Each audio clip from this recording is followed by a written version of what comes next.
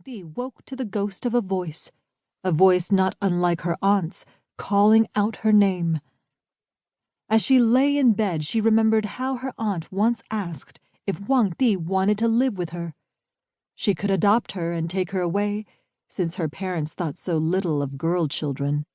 She wouldn't be like them, she told her, casting an eye at Wang Di's father, but would make sure she went to school, got 2 sets of uniforms and books, an education. What do you think, Wang Di? She'd smiled, a hopeful, shuddering smile. Each time she remembered this, Wang Di wondered how her life would have been different had she said yes. In her mind, her parents would have said go, good riddance, if she had gone to live with her aunt on the other end of Singapore, 10 miles south in Chinatown, with its narrow alleys and smoky shophouses. Or if she had grown up and been approached by the matchmaker at the right time, and the war hadn't torn through the island as it had in the manner of an enraged sea, one wave after another sweeping everything away. What she remembered most, though, what she liked best, was the way it felt to hear her name, softly spoken. Because the only time her parents used her name was when someone important was at the door, someone life-changing or rich. The matchmaker was both. Auntie Tin had appeared at the door one Sunday and snaked inside past her mother before she had been invited to. A few months later, war would arrive on the island.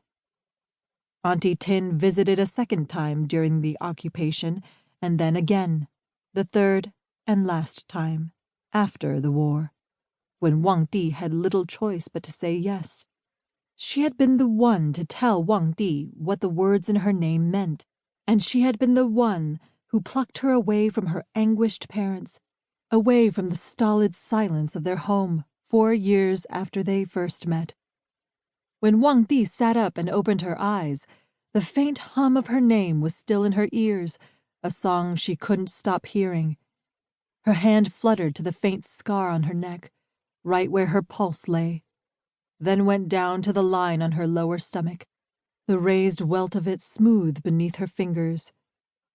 Eyes closed, she already knew what kind of day this was going to be. Dread was pooling in her chest, but she put her legs over the side of the bed and stood, shuffled the narrow path to the altar. 11 steps and she was there, lighting up joss sticks for everyone she remembered, saying, "Here I am, here I am," as if they'd been the ones calling out for her. The old one, of course, her parents, her aunt, and her 2 friends, one who died earlier than everyone else, and the other whom she hoped was still alive. She was walking away from the altar when she turned back and lit up 3 more, planting them in among the fallen ash. Then she clicked the radio on before the memory of a child's face, a memory as clear and smooth as a polished stone could wash over her. "Breakfast, old one," she said, out of habit. Muscle memory. Her mouth hanging open in the quiet after her words.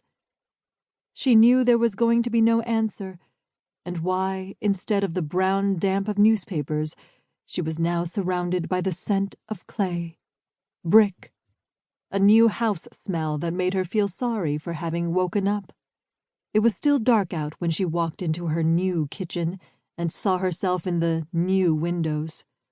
An old lady with a curved upper back that made her look more and more like a human question mark, and gray and white hair cut mid-neck, a style the kindly neighborhood hairdresser called a bop.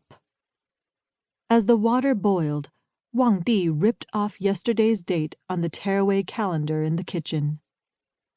There it was, May 24th.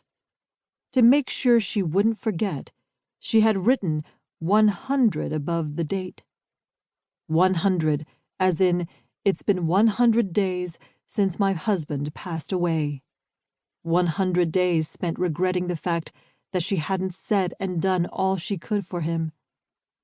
She touched the black square of cloth on her sleeve, the black badge